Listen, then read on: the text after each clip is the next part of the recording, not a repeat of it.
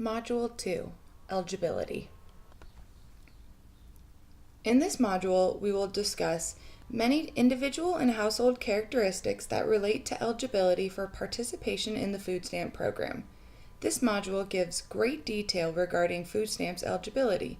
It is likely too detailed to present to an audience, but it is essential knowledge for you as a trainer to understand.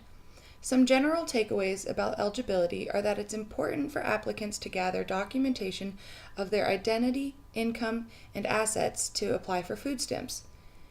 It's also important to remember that many different types of people are eligible for food stamps, and that the Department of Health and Welfare will determine eligibility based on each individual situation. The Department of Health and Welfare determines eligibility for food stamps based on the size, income, and assets of a given household. We often get questions about what constitutes a household. A household is defined as occupants of one residence who purchase and prepare meals together. For example, roommates who do not cook and eat together would not apply for food stamps as a group. Yet those who do purchase and prepare food together would apply as one household. It is important to remember that all members of the household do not need to attend the interview together. The household requirement simply means that all of the household members' income and expenses will be counted together to determine eligibility and benefit amounts. The department will determine who must be included in the food stamp household at the time of the eligibility interview. Those looking to apply for food stamps should bring certain documents to their interview so the self-reliant specialist is able to determine their eligibility. These documents include proof of residence in Idaho, proof of last 30 days' income for each household member with income, earned and unearned, and proof of expenses, as well as other items listed here. Increased cost of living. The gross monthly income limits by household size as of October 1st, 2015 through September 30th, 2016 are reflected in this chart. There are a variety of expenses that may be deducted from gross income, including dependent care expenses, child support payments, and a portion of shelter and utility costs. There is an asset limit of $5,000 to be eligible for the Idaho Food Stamp Program. Assets include cash, bank accounts, stocks, and recreational vehicles. Still, other types of resources are not counted towards the $5,000 limit. For instance, the asset test excludes an applicant's home, retirement and educational funds, and one vehicle per adult household member. There is a common misconception that people receiving food stamps do not look for employment. However, the food stamp program in Idaho includes a work requirement, and many food stamp recipients are pursuing work through the state's Job Search Assistance Program, or JSAP. Participation in JSAP provides access to both job readiness services and supportive assistance, a few of which are listed above. Several factors are taken into consideration to determine if an individual must participate in job search, such as age, ability, employment status, and the age of any children in the participant's household. For participants who are not exempt, failure to participate in JSAP may result in disqualification from the food stamp program. Still, the rest of the household may continue to be eligible for food stamps, with the exception of the disqualified individual. Certain populations have especially low rates of participation in the food stamp program nationwide because of difficulty accessing the program, confusion about eligibility, or because they are subject to certain rules. The following slides will focus on eligibility for these populations, which include seniors, the disabled, documented non-citizens, American Indian tribes, homeless individuals and families, and students. Seniors are often particularly vulnerable to hunger. Across the nation, seniors are frequently making difficult decisions between either paying for food or heat, food or medicine, and food or mortgage. The food stamps program is a critical frontline response to this situation, and yet only 33% of seniors who were eligible for the food stamps program in Idaho participated, compared to 42% nationally in 2012. However, the participation rate increased from 23% in 2006 to 33% in 2012. Studies have shown that there's especially high perception of stigma among older participants in the program, as well as a perception of low benefit levels. But in reality, the average benefit for an eligible senior household in Idaho was $133 a month. What could you do with $133 a month? Another misperception among seniors is that individuals receiving Meals on Wheels are not eligible for the food stamp program, and yet those receiving Meals on Wheels can still receive food stamps. The USDA will allow an eligible senior to use his or her food stamps to pay for Meals on Wheels if there's a provider with the capacity to accept EBT cards. Although in the past there have not been any Meals on Wheels providers in Idaho that accept food stamps, there are providers that are private that can accept EBT, including Schwann's.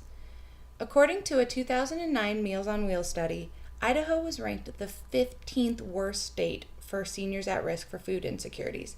However, a recent National Association of States United for Aging and Disabilities reported in 2015 that Idaho is now ranked the 5th best state for seniors at risk for food insecurities.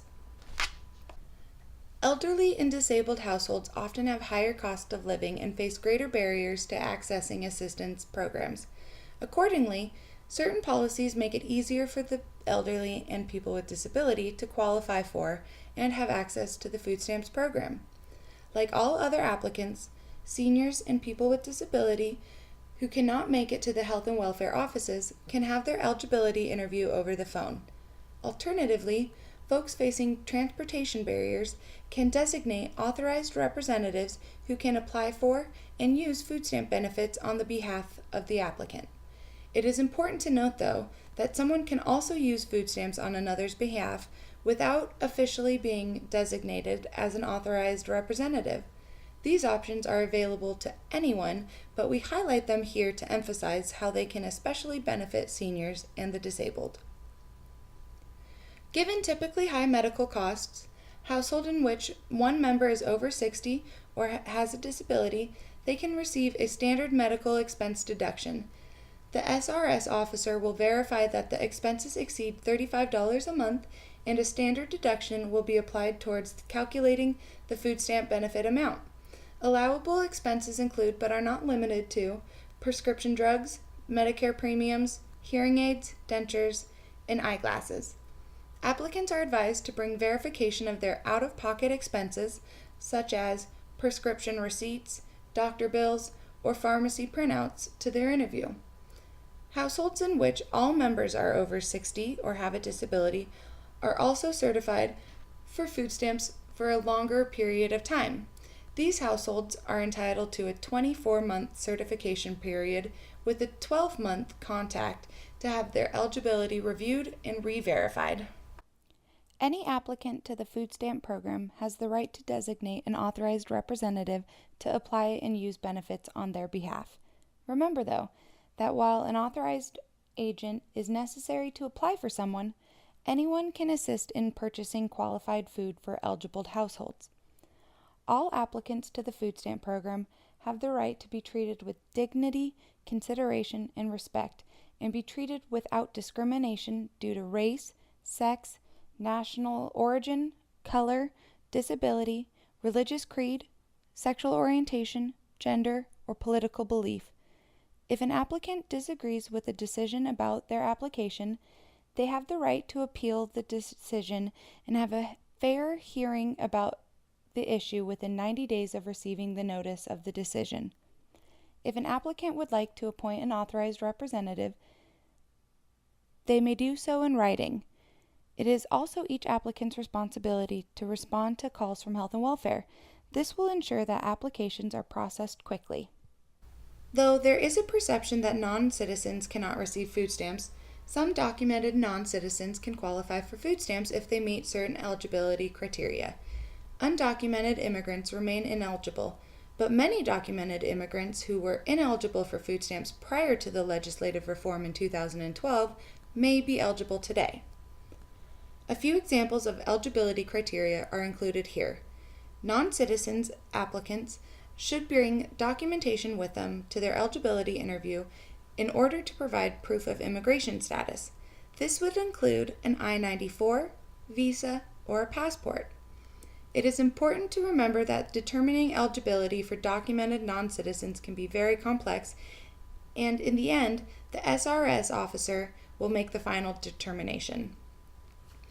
It is also important to recognize that the 5-year residence requirement, also known as a 5-year waiting period, only will disqualify individuals rather than an entire household.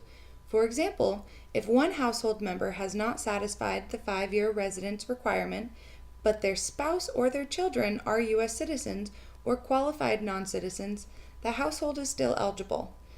The member who has not satisfied the residence requirement will simply be excluded, though his or her income will be prorated and attributed to the household. Applicants with limited English proficiency and those who may have trouble speaking English are entitled to translation assistance. Language discrimination counts as discrimination based on national origin, which is prohibited by federal law. Applicants have the right to receive assistance in their primary language, either in person or through a phone service. Additionally, applicants can access the food stamp application in Spanish. The Spanish version of the application is available online or can be requested by calling the Health and Welfare Office. Individuals whose primary language is neither Spanish nor English can request translation assistance with the application. Non-citizens applying for the food stamp program may have some particular concerns relating to how their application will interact with their immigration status. It is important to note that a non-citizen who applies for the food stamps program will not be considered a public charge or someone who is likely to become dependent on the government. Therefore, their immigration status will not be affected by applying. Also, ineligible non-citizens may apply on behalf of another household member, such as a child or a parent, without disclosing their own immigration status or their Social Security number.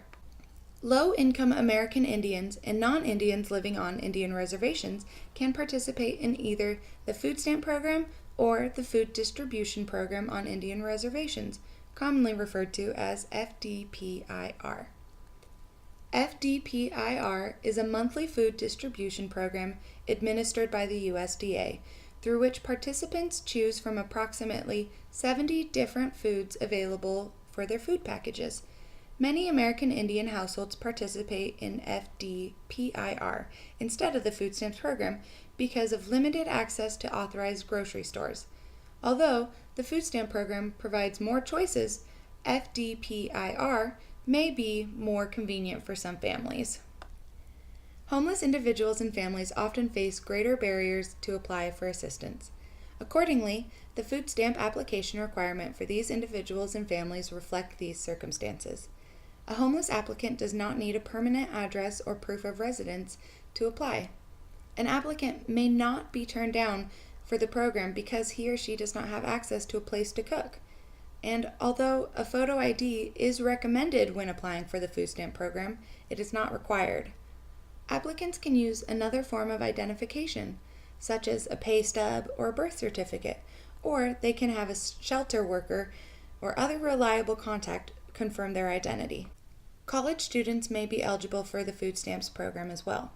Eligibility is dependent on a variety of different factors, including age of the student, hours of enrollment in school, hours of employment per month, and participation in work-study, among others. Applicants should bring documentation of their student status with them to the eligibility interview, such as their class schedule and proof of work-study, participation, or employment. Like all other applicants, students have to meet the basic eligibility requirement regarding income and assets to receive benefits. Certain individuals are disqualified for the food stamps program. Some examples are presented here. These individuals include undocumented immigrants, people who have been convicted of trading food stamps for drugs, firearms, or ammunition, and individuals who are violating a condition of their probation or parole. Individuals who are found to have committed intentional program violations, such as making false statements to receive benefits or selling their food stamps, will be disqualified for a minimum of 1 year. Individuals convicted of trading food stamps for drugs are disqualified for 2 years for a first offense and disqualified permanently for their second offense. For those who are eligible, though, applicants who submit all necessary information to Health and Welfare should receive their benefits within 30 days. However, in Idaho, most households receive their benefits much quicker. In fact, our state has been recognized by the USDA for its timeliness in processing benefit applications, and most applicants will receive their benefits the very next day.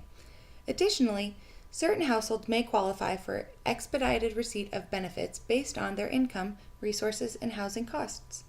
Households that qualify for emergency benefits are entitled to receive their benefits within 7 days. The department makes this determination when they review applications.